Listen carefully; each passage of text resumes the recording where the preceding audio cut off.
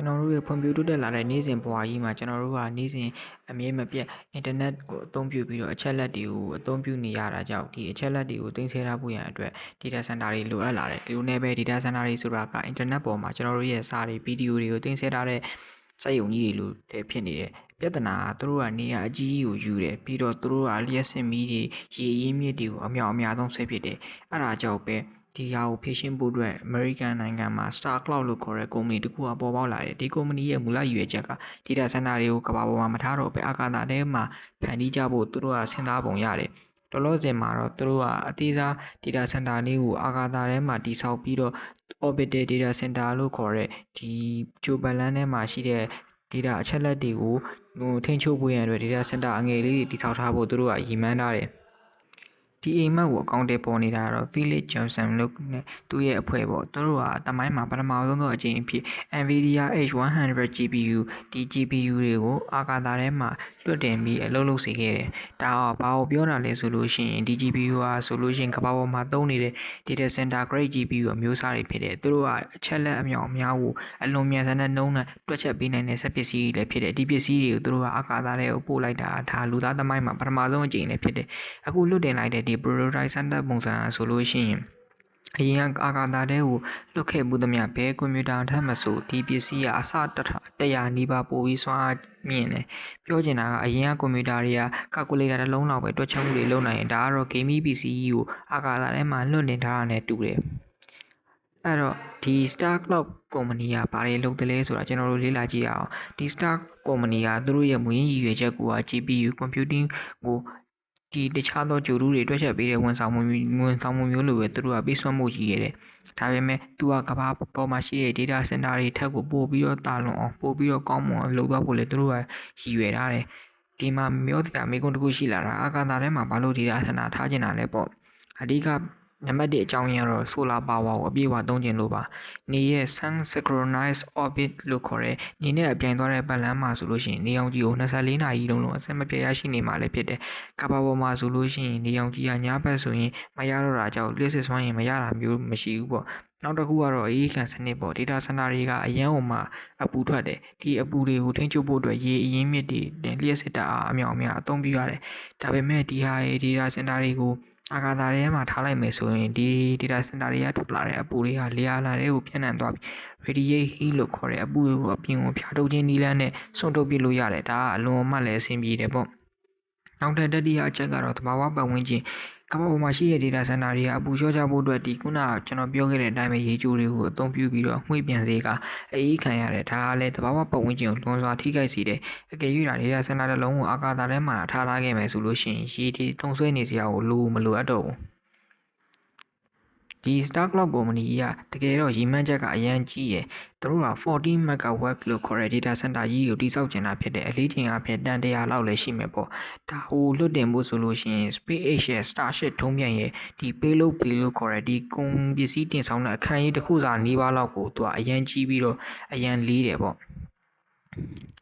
သူတို့ရဲ့ရည်ရွယ်ချက်ကဒီ data center တွေကိုဖန်တီးပြီးတော့ကမ္ဘာကြီးမှာဖြစ်ပျက်နေတဲ့ဒီ data center တွေကြောင့်ဖြစ်ပေါ်လာတဲ့ပြဿနာတွေကိုလျှော့ချပေးဖို့ရည်ရွယ်ထားတဲ့ American မှာဆိုလို့ရှိရင် data center တွေကဒီအေးခံမှုတွေမြေချောင်း AI နေရရေချိုးတွေကိုစုပ်နေရကြောင်းလူပြောများနေတဲ့ပြဿနာတွေတက်နေတယ်ပေါ့အကယ်၍ဒါကအာကာသထဲရွှေ့လိုက်လို့ရှိရင်ဒါလုံးဝအဆင်ပြေသွားမယ်လို့ယူဆတယ်ဒါပေမဲ့လည်းဒါကိုမဖြစ်နိုင်ဘူးလို့ဝေဖန်နေတဲ့သူတွေလည်းရှိတယ်အဓိကဝေဖန်နေရတော့အာကာသထဲမှာဘလို့အကြီးခံပါလဲပေါ့ဒီအေးခံမှုအတွက်စနစ်တွေတစ်ချက်ပို့ပြီးအများကြီးရှုပ်ထွေးမှာပေါ့အခုလက်ရှိနည်းပညာရမဖြစ်နိုင်သေးဘူးဆိုပြီးဝေဖန်နေကြတဲ့သူတွေလည်းရှိတယ်ဒါပေမဲ့လည်း Star Cloud ကုမ္ပဏီဘက်ကနေပြန်ကြေးပါတာတော့ရှိတယ်ဒီသူတို့ရဲ့ဒီ co-founder တို့ဖြစ်တဲ့ Ezra ဆိုလို့ရှိရင် deployable structure လို့ခေါ်တဲ့ဒီ origami ပုံစံခေါင်းထုတ်ရနေပြီးပြန်ဖြတ်ထုတ်လို့ရတဲ့အဆင့်မြင့်တိဆောက်မှု engineering တိဆောက်မှုပုံစံနည်းပညာအသစ်တွေကိုသူတို့က10နှစ်ကျော်ကြာလေ့လာခဲ့တဲ့ပါရဂိုတယောက်လည်းဖြစ်တယ်ပေါ့သူကတော့ပြောတာ deployable radiator လို့ခေါ်တဲ့ပို့ပါနဲ့ဒီအလွယ်တကူခောက်ချိုးညီဖြန့်ထုတ်လို့ရတဲ့ဒီအပူကိုအပူထင်းချုပ်တဲ့ဒီအပြားကြီးပေါ့ဆက်ကြီးအဲ့ဒါကြီးကိုသူတို့ကတိဆောက်နေပြီးတော့ဒီ data center တွေမှာအသုံးပြုသွားမယ်ပေါ့အေးခံတဲ့စနစ်တွေအဓိကအသုံးပြုသွားမယ်လို့သူတို့ကရည်ရွယ်တယ် အခုလွတ်တင်လိုက်တဲ့ဒီပုံမှာဆိုလို့ရှိရင်ဒီဂျိုရူကဆိုလို့ရှိရင် Google ရဲ့ဒီ Gemini AI model အာကာသထဲမှာပထမဆုံး run ပြထားတယ်သူတို့က fine tuning လို့ခေါ်တဲ့ AI model ကိုပြန်ပြီးတော့သူတို့ရဲ့လိုချင်တဲ့ပုံစံအတိုင်းပြန်ပြီးတော့ fine tuning လုပ်ထားတဲ့ AI model ကိုအသုံးပြုသွားပြီးတော့ဒီ AI model မှာဆိုလို့ရှိရင် training တွေဒီ training data တွေကိုလည်းအာကာသထဲမှာပဲဒီ AI model ကိုသင်ကြားသွားဖို့သူတို့ကရည်ရွယ်ထားတယ်ဒါကတော့အာကာသထဲမှာဒီ AI နဲ့ပေါင်းစပ်လာတဲ့ data center ကြီးကိုတည်ဆောက်မဲ့ခီးစဉ်ရဲ့အစပဲရှိသေးတယ်ဒီလိုဂိမ်းချင်းကြီးဖြစ်စေတဲ့ခြေလှမ်းတစ်ခုဟာ Star Cloud ကုမ္ပဏီကဆိုလို့ရှိရင် Star Cloud 1 ဂျိုရူကိုအာကာသထဲမှာအောင်မြင်စွာလွတ်တင်နိုင်ခဲ့တယ်။ဒီဂျိုရူလေးကလည်းတခြားတန်မှန်ဂျိုရူတွေလိုမဟုတ်ဘဲနဲ့ data center grade ရှိတဲ့ GPU တွေတက်ထင်ထားတဲ့ဒီဂျိုရူတစ်လုံးဖြစ်တာကြောင့်ဒီဟာအာကာသထဲမှာ data center တွေတည်ဆောက်ဖို့အတွက်ကနဦးခြေလှမ်းလည်းဖြစ်တယ်။ကျွန်တော်အရင်ကပြောခဲ့တဲ့အတိုင်းပဲ data center တွေဆိုတာက internet ပေါ်အချက်လက်တွေအားလုံးကိုတင်ဆက်ပေးပြီးအလုပ်လုပ်စေတဲ့နေရာတွေဖြစ်တယ်လို့ဒီဟာတွေကနေရာရမ်းနဲ့ယူပြီးတော့လျှက်စစ်ဓာတ်အားတွေရေးရင်းမြစ်တွေပြီးအခြားသောစွမ်းအင်ရင်းမြစ်တွေအများသုံးဆွဲဖြစ်တာကြောင့်တဘာဝပတ်ဝန်းကျင်ကိုများစွာထိခိုက်စေတယ်။အဲဒါကြောင့်ပဲ Star Cloud ကုမ္ပဏီကဒီပြဿနာကိုဖြေရှင်းဖို့အတွက်ဒီအာကာသထဲမှာဂျိုရူတည်ဆောက်မဲ့ခက်ခဲတဲ့လမ်းကြောင်းကိုသူတို့ကရွေးချယ်ခဲ့တယ်။ဒီကုမ္ပဏီ Star Cloud ကုမ္ပဏီရဲ့တည်ထောင်သူတူဦးလည်းဖြစ်တဲ့ဒီ CEO ဖြစ်သူ Village Jobson ကဆိုရင်Open AI ရဲ့ကုမ္ပဏီဖြစ် Open AI ကုမ္ပဏီရဲ့ CEO ဖြစ်သူ Sam Altman ပြောခဲ့တဲ့စကားတခုကိုသူကသဘောကျတယ်ဆိုပြီး interview တစ်ခုမှာသူကပြောမှုတယ်အဲ့ဒါဘာလဲဆိုရင်လွယ်ကူတဲ့ကုမ္ပဏီတစ်ခုကိုတည်ထောင်ရတာထက်ခက်ခဲတဲ့ကုမ္ပဏီတစ်ခုကိုတည်ထောင်ရတာပိုလွယ်ကူတယ်ဆိုတဲ့စကားလုံးကိုသူကသုံးမှုတယ်အဲ့ဒါဘာလဲဆိုလို့ရှိရင်အာကာသထဲမှာ data center တွေစောင့်မယ်ဆိုတာကအာကာသထဲမှာ data center တွေစောင့်မယ်ဆိုတာကနည်းပညာရအရန်ခက်ခဲတဲ့ technical risk အရန်များနေပြီမဲ့အောင်မြင်သွားမယ်ဆိုလို့ရှိရင်လေပဲကုမ္ပဏီကမှလိုက်ပြီးမရှင်းနိုင်တာဖြစ်တဲ့အတွက်သူကဈေးကွက်ထဲမှာအရှုံးပေါ်မယ် market risk ကလည်းမရှိသလောက်နည်းသွားတယ်ဒါဆိုလို့ရှိရင် Village Jobson ကဘာလို့ဒီလောက်ထိခက်ခဲတာကြီးကိုလုပ်ရဲရလဲပေါ့ဒီနေရာမှာသူ့ရဲ့ vision တခုကိုပြောပြချင်တာတခုကသူကဒီ launch code တွေဟာဒီနှစ်တွေအတွင်းမှာတိတိကျကျရောကြလာတာကိုသူကမြင်ပြီးလို့ပါအဲ့ဒါကဘာလဲဆိုရင် SpaceX တို့ Blue Origin တို့လိုကုမ္ပဏီတွေက reusable rocket နည်းပညာမှာအထိုက်လျောက်အောင်မြင်လာပြီးတော့ဒုံးပျံတွေလွတ်တင်တဲ့အခါမှာအာကာသထဲကိုပစ္စည်းတွေတင်ပို့တဲ့အခါမှာအရင်အထက်ပို့ပြီးတော့ကုန်ကျစရိတ်တွေနည်းလာတာကိုသူကသတိထားမိတယ်ဒီလိုနဲ့ပဲသူကအရင်က idea တခုရှိခဲ့တယ်သူရဲ့ idea ကဘာလဲဆိုလို့ရှိရင်သူကအာကာသထဲမှာ solar panel အကြီးကြီးတွေတက်ပြီးအဲ့ရလာလေလျှက်စစ်စွမ်းရည်တွေကိုကမ္ဘာမြေပေါ်ကိုပြန်ပို့ဖို့သူဟာစိတ်ကူးခဲ့ပုံရတယ်။ပါမီပေါ်လေးစစ်စွမ်းအားတွေပြန်ပို့ဖို့အတွက်ဒီ space based solar system စီမံကိန်းကြီးသူကစဉ်းစားခဲ့တယ်။ဒါပေမဲ့အဲ့ဒါကိုတခြားစဉ်းစားကြည့်တဲ့အခါမှာစီးပွားရေးအတွက်ချေမကိုက်တာကြောင့်ပဲသူကလေးစစ်စွမ်းအားတွေရဲ့စာ data တွေကိုပြောင်းပြီးစဉ်းစားလာခဲ့တယ်။အဲ့နေရာမှာသူကဒီ data center တွေကိုအာကာသထဲကိုပို့လိုက်ရင်ရောဆိုတဲ့ idea တခုရလာခဲ့ဒီ idea ကိုသူကသူ့ရဲ့အဖွဲ့သားတွေဖြစ်လာမဲ့သူတွေနဲ့ပေါင်းပြီးတော့ဒီ company တခု Star Cloud ဆိုတဲ့ company တခုကိုစတင်တည်ထောင်ခဲ့တယ်Star Cloud ကုမ္ပဏီဟာဆိုလို့ရှိရင်အစောပိုင်းအဆင့်တော့ YC Combinator လို့ခေါ်တဲ့ဒီ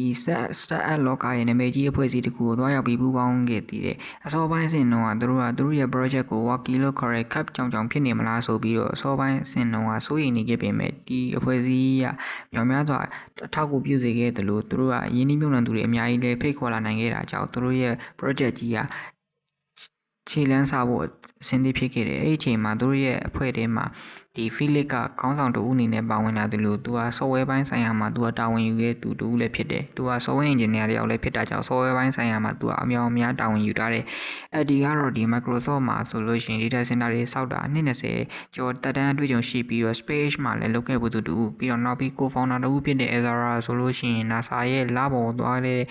ပြီးအာကာသယာဉ်လွှတ်တဲ့ mission တခုမှာပါဝင်ခဲ့တဲ့အာကာသ engineer တယောက်လည်းဖြစ်တယ်။သူတို့ရဲ့ဒီအာကာသထဲလကဘာပေါ်မှာအာကာသယာဉ်လွတ်တွန်းဆိုလို့ရှိရင်15လအတွင်းမှာဂျိုရူကပြီးဆက်တည်ဆောက်နိုင်ခဲ့တာကြောင့်ဒီသူကလည်းအမခန်းအခေသူတူဖြစ်တယ်ပေါ့တခြားသော engineer တွေဆိုလို့ရှိရင်ဒီအာကာသယာဉ်ကိုတည်ဆောက်တာ4နှစ်လောက်ကြာပြီမြဲသူက15လအတွင်းအပြီးတည်ဆောက်နိုင်တာဆိုတော့သူတို့ Star Cloud ကုမ္ပဏီမှာလည်းပဲဒီ data center တွေတည်ဆောက်တာအရန်မြန်မယ်လို့ယူဆရတယ်ဟုတ်ပြီအဲ့တော့သူတို့ကဆိုလို့ရှိရင်ဒီ Star Cloud 1 ဂျိုရူလို့ခေါ်တဲ့ဒီကမ္ဘာပေါ်မှာအမြန်ဆုံးဖြစ်တဲ့ NVIDIA H100 GPU တက်စင်တာတဲ့ဒီဂျိုရူအာကာသထဲကိုလွတ်တင်ခဲ့တယ်ဒါလည်းသမိုင်းဝင်မှတ်တိုင် milestone တစ်ခုဖြစ်တယ်ဒါပဲလာမယ့်လတွေအတွင်းမှာဆိုလို့ရှိရင်ဒီဂျိုရူပေါ်မှာ Google ရဲ့ Gemini AI ကို fine tuning လုပ်ထားတဲ့ AI model တခုကိုအာကာသထဲမှာ run ဖို့သူတို့ကစီစဉ်ထားတယ် ဒီဟာအာကာသထဲမှာပဲ AI model training တွေပေးမယ်ပြီးတော့ဒီကမ္ဘာပေါ်မှာလိုမျိုးဒီ AI တွေကို model တွေကို train တဲ့အခါကျရင်ဒီသဘာဝအရင်းမြစ်တွေအများတုံ့ဆွဲရတာမျိုးလည်းမရှိဘူးပေါ့ပြီးတော့အပူစွမ်းတွေကိုထိန်းသိမ်းဖို့အတွက်လည်းအပူစွမ်းရင်ပြဿနာကိုလည်းပဲသူတို့အာကာသထဲမှာရှိတဲ့ infrared radiation ပညာကိုသုံးပြီးတော့ဖြည့်ရှင်းမှာဖြစ်တဲ့အတွက်ကမ္ဘာမြေပေါ်ကရေချိုအရင်းမြစ်တွေပျက်စီးတာလည်းမြောင်များစွာယိုနေသွားမယ်လို့သူတို့ကယူဆထားတယ်Star Cloud 1 ဂြိုဟ်တုကိုလွတ်တင်ခဲ့ပြီးတော့သူတို့ရဲ့နောက်ထပ်ဒုတိယစီမံကိန်းဖြစ်တဲ့နောက်ထပ် Star Cloud 2 ဂြိုဟ်တုကိုလည်းနောက်နှစ်အောက်တိုဘာလမှာဒီလွတ်တင်ဖို့သူတို့ကစီမံထားတယ်အဲဒီဂြိုဟ်တုကဆိုလို့ရှိရင်အခု Star Cloud 1 ဂြိုဟ်တုတဲ့ပို့ပြီးတော့10 စာနီးပါးပို့ပြီးတော့အစွမ်းထမှာဖြစ်တယ်လို့သူတို့က NVIDIA ရဲ့နောက်ဆုံးပေါ် Blackwell architecture သုံးတဲ့ GPU ချစ်ပြားတွေကိုလည်းတက်ဆင်ထားမှာဖြစ်တယ်လို့ data တွေကိုလည်းလေဆာနဲ့ပို့ပြီးတဲ့စနစ် optical terminal စနစ်တွေမှာတက်ဆင်ထားမယ်လို့ဆိုတယ်ဒီလိုနဲ့ပဲဒီ Google တို့ SpaceX တို့ Amazon တို့လိုတက်ကြိုင်ရန်ကြီးတွေကတော့ Star Cloud နဲ့တကူတကလာရောက်ပူပေါင်းနေကြသလိုသူတို့တွေကအာကာသထဲမှာဒီ data center တွေပေါ့ 5 gigawatt စွမ်းအင်ပမာဏရှိတဲ့ data center တွေကြီးတိစောက်ဖို့သူတို့ကခြေလှမ်းနေကြတယ်ဟုတ်ဒါဒီလိုနဲ့ပဲလူတိုင်းကမဖြစ်နိုင်ဘူးလို့ပြောကြတယ်ဒီ Star Cloud ကလက်တွေ့လုပ်ပြနေတယ်Village ပြောနေသလိုပဲအရန်လွယ်ကူတဲ့ຢာတစ်ခုကိုလုံးမယ်ဆိုရင်ရလက်ကတာမန်ပဲဖြစ်နေမှာဖြစ်သလိုခက်ခဲတဲ့ຢာတစ်ခုကိုလုံးမယ်ဆိုရင်လည်းပဲအောင်မြင်ခဲ့မယ်ဆိုရင်ထိုက်တန်တဲ့ရလက်တစ်ခုရမှာဖြစ်တယ်ဟုတ်ပြီဒါကတော့ဒီအာကာသထဲမှာ data center တွေတိစောက်ပြီးနည်းပညာလောကကိုပြောင်းလဲပြမဲ့ Star Cloud Company အကြောင်းမှာစိတ်ဝင်စားစရာကောင်းတယ်မို့လားစိတ်ဝင်စားစရာကောင်းတာအကြောင်းအရာတွေကိုထပ်ပြီးသိချင် channel ကို like and subscribe လုပ်ခဲ့ပြီးသလိုစိတ်ပိုင် comment လေးမှာဝင်ရေးပြီးတော့ မိတ်ဆွေရဲ့အတွေးအမြင်တွေပါဝေမျှသွားလို့ရပါတယ်